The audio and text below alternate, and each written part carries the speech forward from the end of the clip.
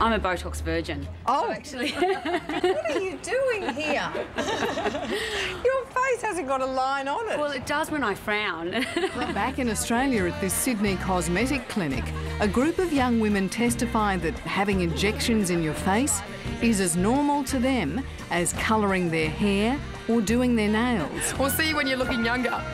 At an age when their mothers might have gone to Tupperware parties, their daughters are at a Botox party. And it is poison in your face. Yes. I mean, do you ever sort of stop and think about that? Not really. Can you frown? Go on. No, don't make me get angry at you. You can't frown, can you? No. Go on, try hard. It looks like something out of Days of Our Lives. Oh, it is a bit like that. So when you look at me doing that, frowning, you think, yuck. I think you look angry. For this generation, looking your age means looking a fright. So in the nicest possible way, you don't ever want to look like me. I know just for me, I don't want to have the angry frown look.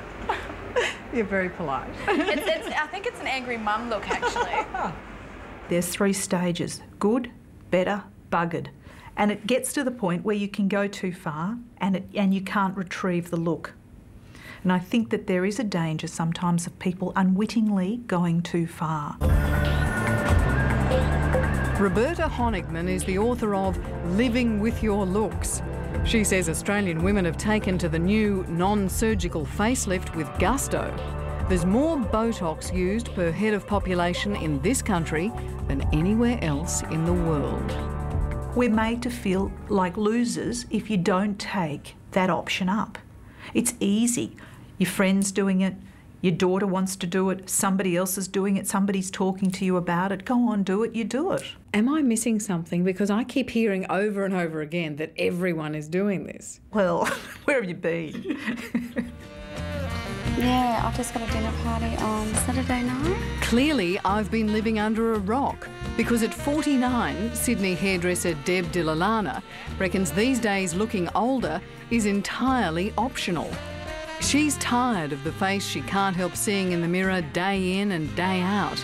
So she wants the full non-surgical lift, Botox and fillers. So here you go, Deb. Which in Australia costs a few $1,000s. What about growing old gracefully? What about that? Anyone else is welcome to it. I'm not doing it if I don't have to. I've done it for the last 10 years. I'm choosing not to. When will you be ready to get old? I hope never. 80. How about 80? Old enough to get old? No. I don't think we have to. How do you want to look when they put you in the grave? As best as you can. Absolutely. Absolutely.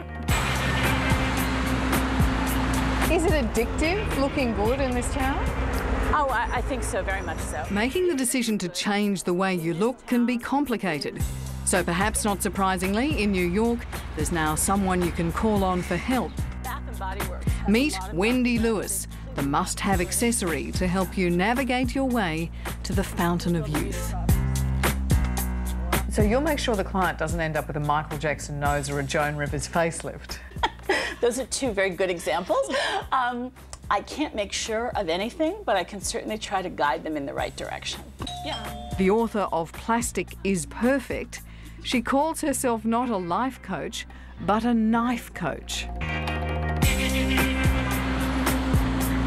Do people actually look younger with the liquid facelift? Or is it just that you can't quite tell anymore? That's a great question. I've seen people walking down Park Avenue with big lips and big cheeks that I think they end up looking older. And they end up looking older because you know they've had something done, so you assume that they must be 102. If you see a woman who's looking really good and you know she's your contemporary, chances are she's had a little help along the way. But Wendy says as more and more women opt for this new look, the women who are content to look their age are the ones who'll stand out. If you're in a circle of women that, you know, you're all sort of contemporaries and you're the only one and you haven't had anything done and all your girlfriends have colored the gray in their hair and are having Botox done, you're going to start feeling like the older sister. And that's what I mean about the peer pressure. It's unavoidable. Can you make me look 25 again? Well, we're not going to pull you. So, all right, let's say hypothetically I was interested. Your cheeks are good, but you need a little filling under the eyes where you have that little circle. Smile. And then we would pick up the cheek a little here. How would you do that? With a little filling. And then I would inject you here where you're starting to lose a little volume there so the mouth doesn't go down. Does it go down? A little bit. Early signs, so we prevent it. Nip it in the butt. So eventually I'll be frowning even though I'm not frowning? Right, exactly. Oh, good. And then, of course, the Botox to get rid of a lot of these lines and lift your eyebrows up a bit. Is that bad now? No, it's not bad now, but we want to nip those lines in the butt. Can you get rid of those lines? Yes, because they're starting to get a little entrenched in the skin. Entrenched? Entrenched. Entrenched. Oh. In the end, I left New York unconvinced that my 41-year-old face actually needed Dr. Brandt's Botox. Here we go. Okay, then, we're going to sit up now. But back home, I've realised I might eventually end up in the minority amid hordes of women with frozen baby faces. Oh, that's great. That's good. Thank you. Deb's convinced she's found the holy grail of cosmetic procedures. Thank you.